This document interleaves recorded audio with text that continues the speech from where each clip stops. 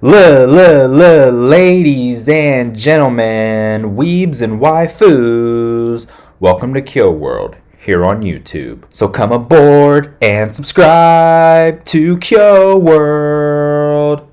Together we can find anime that we can explore. Kyo World. But for real, guys, please make sure to like, comment, and subscribe if you would like to support me and the channel for absolutely free. It would be greatly appreciated. Now, if you could tell by my little intro there, it is now time to give you guys my One Piece journey update. Now, in my last One Piece update video, I was entering the Thriller Bark arc, and I have got to say, for how comedic the arc was, this was definitely a bit of a drop off in the series for me. Now hey, I'm not saying it was all bad or anything, but when comparing it to the previous arcs, it does not measure up in terms of hype nor importance to me.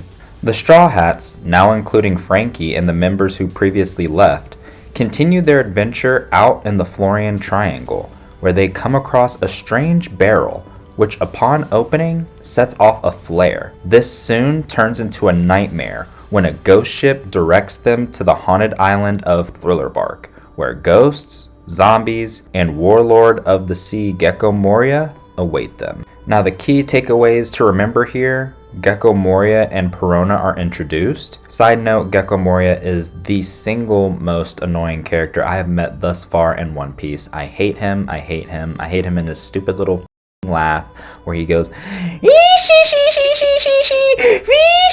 I can't do it. I have nightmares about it, and I wish I never met the guy. So yeah, hate Gecko Moria. Also, Zoro replaces the destroyed Yubashiri with Shushui. Brooke joins the crew. Charlotte Lola gives Nami her mother's Vivre card, and Vivre cards are fully explained. Kaido, Boa Hancock, and Wano are first mentioned, and the Straw Hats meet Bartholomew Kuma as well. Pacifistas are also introduced, and Blackbeard is revealed to have become a warlord. Now, following the events of Thriller Bark, we get the Sabaody Archipelago arc, which is huge. This arc really turns the whole series on its head and is very pivotal.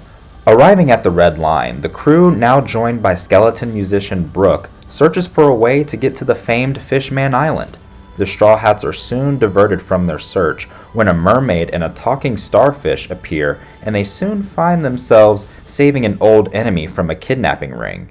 Things take a turn for the worst when the Straw Hats find themselves cornered at every turn with a Warlord of the Sea, a Marine Admiral, and world government officials. However, my favorite part from this arc was undoubtedly when Luffy punched the celestial dragon Charlos. The fact that he ended up dying and he actually killed the man was hilarious to me. I'm sorry if that makes me a bad person, but if it does, it does. I mean, if it's bad, I don't want to be good. It's Brittany.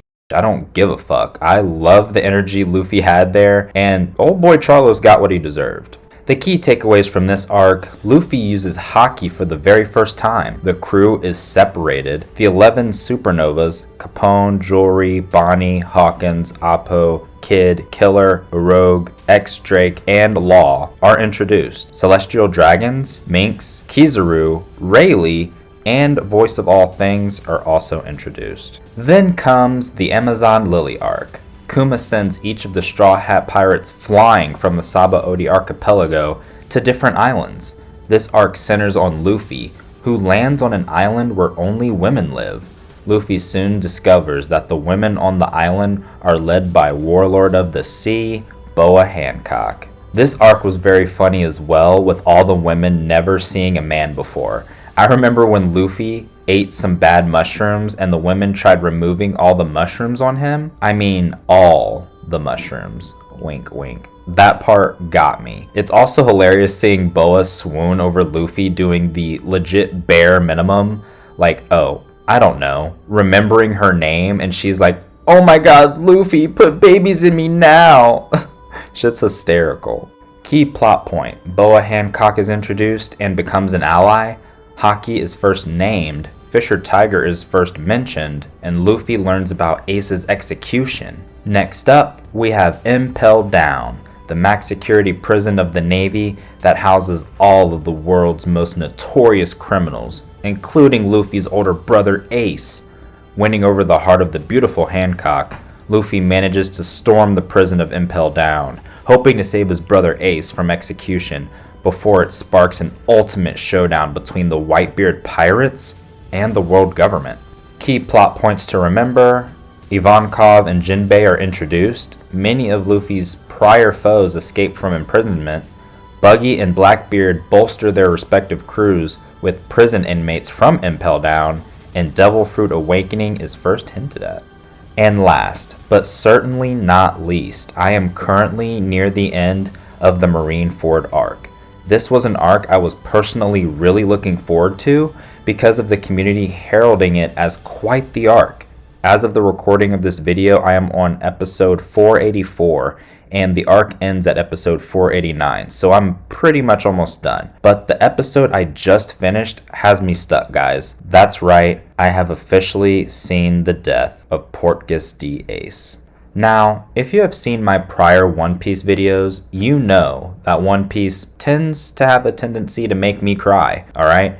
And I'm not ashamed to admit that, so you can alright? I cried for Nami, alright? I cried for the Going Merry. Sure, true, fact. Hell, I cried for Nico Robin, alright? This is also a true statement. And now, I cry once again for Ace. It was the worst one by far. When Ace asked Luffy to tell the others his message, that is what sent me. You have a Portgas D. Ace on his knees, being held by his brother Luffy with a huge gaping hole in the middle of his torso. Insides are now goop, just incinerated, melting, no longer there. And with his last words, he utters, "Thank you for loving me." And that right there, folks, that's beautiful. Such a tragic yet beautiful final moment between brothers. They were so close to escaping together, but alas, Ace had to stand on business as he cannot let the Whitebeard slander continue from Admiral Akainu.